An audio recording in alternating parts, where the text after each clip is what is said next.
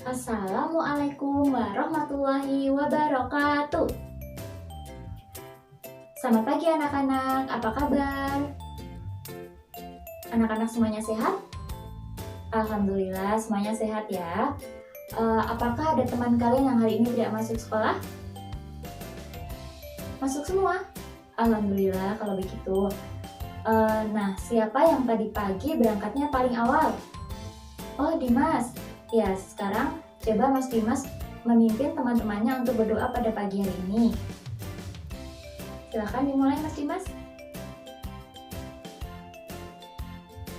Baik, terima kasih Mas Dimas. Untuk menambah rasa nasionalisme kita, mari kita menyanyikan lagu Satu Nusa Satu Bangsa bersama-sama.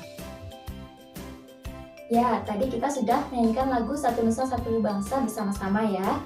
Yuk, biar lebih semangat lagi, kita lakukan tepuk semangat dulu. Tepuk semangat. Semangat. Ya, wah semangat kalian sangat luar biasa ya hari ini. Nah, setelah itu kita cek kerapian dan kebersihan. Coba kalian lihat baju kalian sudah rapi belum? Terus meja kalian sudah bersih belum? Laci kalian ada sampahnya tidak?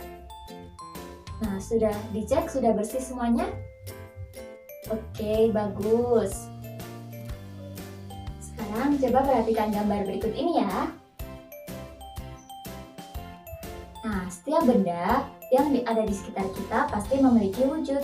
Wujud benda dapat dikelompokkan menjadi 3. Ada yang tahu apa aja? Betul, ada benda padat, cair, dan gas. Di pembelajaran kita kali ini, kita akan belajar mengenai wujud benda. Tujuan pembelajaran kali ini, yakni anak-anak diharapkan mampu memahami perbedaan wujud benda di lingkungan sekitar. Dan tujuan pembelajaran yang kedua, yaitu anak-anak mampu memahami sifat-sifat benda berdasarkan wujudnya. Nah, anak-anak, untuk mengetahui lebih lanjut, mari dijelaskan satu persatu mulai dari benda padat. Adapun contoh benda padat yang pertama, itu ada kursi, yang kedua ada kipas angin, yang ketiga ada buku, dan yang keempat ada payung. Benda padat sering kita lihat di lingkungan sekitar kita. Benda padat mempunyai sifat yang berbeda dari benda cair dan benda gas. Nah, adapun sifat benda padat yang pertama yaitu bentuk benda padat tetap dan tidak dipengaruhi wadahnya. Hal ini bisa kita lihat ketika kita memasukkan pensil ke dalam gelas. Bentuk dan ukuran pensil tidak akan berubah mengikuti tempatnya yaitu gelas. Sifat yang kedua yaitu bentuk benda padat dapat diubah, misalnya dengan cara dipotong, dipukul, dan lain-lain. Kayu dapat dibentuk dengan cara dipukul dan dipotong hingga menjadi sebuah meja. Dan sifat benda padat yang ketiga yaitu bentuk benda dapat berubah wujud menjadi cair atau gas. Es merupakan benda padat. Es dapat berubah wujud mencair jika terkena panas. Kapur barus merupakan benda padat. Kapur barus bisa berubah wujud menjadi gas ketika didiamkan di tempat yang terbuka. Dan lama-kelamaan kapur barus tersebut menjadi habis. Nah, itulah beberapa sifat dari benda padat. Selanjutnya, yang kedua, kita akan membahas tentang benda cair. Adapun contoh dari benda cair yang pertama yaitu ada air, yang kedua ada sirup, dan yang ketiga ada minyak goreng. Nah, adapun sifat-sifat benda cair yang pertama yaitu bentuk benda cair mengikuti bentuk wadahnya. Hal ini dapat kita lihat ketika kita memasukkan benda cair ke dalam tempat yang berbeda, maka air akan berubah sesuai bentuk wadahnya. Nah, kalian bisa lihat pada gambar. Di sini ada beberapa wadah yang terisi air. Yang pertama, air diletakkan dalam gelas seperti ini sehingga air mengikuti bentuk wadahnya. Kemudian pada botol juga sama mengikuti bentuk wadahnya. Dan pada ember, air juga mengikuti bentuk wadahnya. Sifat benda cair yang kedua yaitu memiliki volume tetap. Ketika zat cair dipindahkan ke tempat yang berbeda, yang berubah hanya bentuknya saja, sedangkan volumenya tetap. Misalnya, Jika air yang berada di dalam gelas kita tuangkan ke dalam ember, volume air itu tetap, hanya saja bentuknya yang berbeda mengikuti wadahnya. Selanjutnya, sifat benda cair yang keempat, yaitu bentuk permukaan benda cair yang tenang dan selalu datar. Permukaan air pada botol yang tegak dengan permukaan air pada botol yang dimiringkan, permukaannya selalu datar dan tenang. Nah, kalian bisa perhatikan pada gambar, air yang berada pada botol yang tegak maupun yang berada pada botol yang miring, itu permukaannya tetap sama, yaitu selalu tenang dan datar. Sifat benda cair yang kelima, yaitu benda cair dapat melarutkan zat tertentu. Contohnya yaitu gula pasir akan larut ketika dimasukkan di dalam air. Nah, itu tadi beberapa sifat benda cair. Selanjutnya, kita akan membahas tentang benda gas. Adapun contoh benda gas yang pertama, ada asap, kemudian yang kedua ada udara, dan yang ketiga ada uap air. Nah, anak-anak, adapun beberapa sifat dari benda gas, yaitu yang pertama, benda gas mengisi seluruh ruangan yang ditempatinya. Contohnya, seorang anak meniup balon dengan bentuk yang berbeda, maka udara yang ditiup akan mengisi seluruh ruangan yang ditempati sesuai bentuknya. Kalian bisa perhatikan pada gambar, bentuk antara balon 1, 2, dan 3 itu berbeda-beda. Selanjutnya, sifat benda gas yang kedua yaitu benda gas menekan ke segala arah.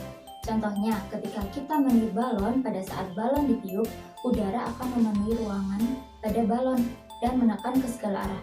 Jika balon terus ditiup, maka akan terus membesar dan meletus karena dinding balon tidak bisa menahan tekanan udara di dalam balon.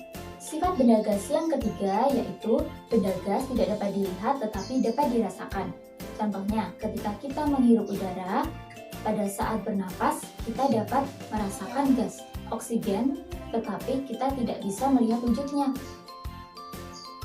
Nah, anak-anak, tadi kan kita sudah belajar sama-sama mengenai wujud benda dan sifatnya. Baik, sekarang Ibu akan membentuk kelompok yang masing-masing beranggotakan 3-4 anak ya. Silakan tiap kelompok nanti menuliskan masing-masing 7 benda yang ada di ruangan kelas ini.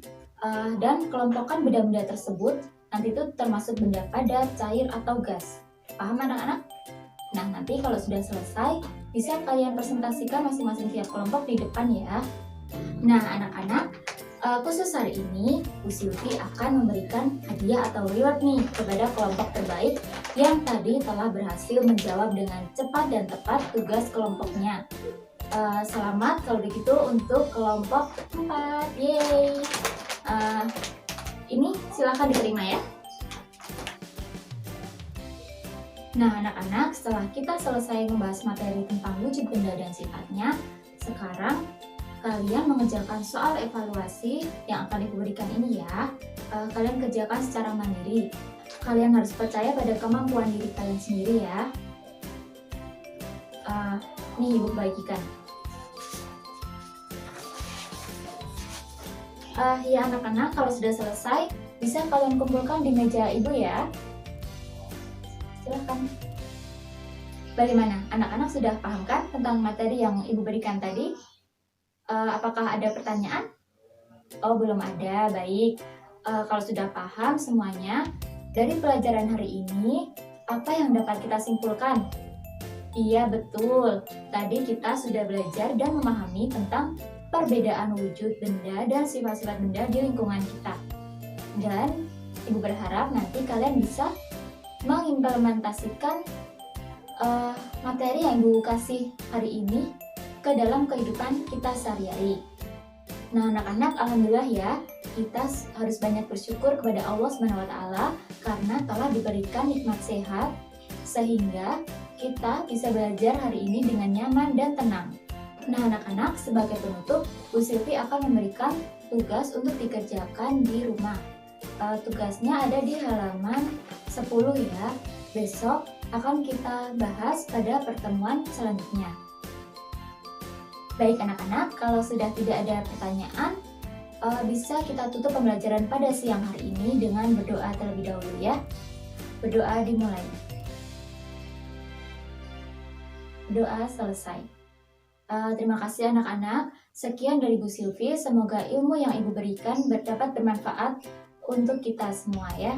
Wassalamualaikum warahmatullahi wabarakatuh.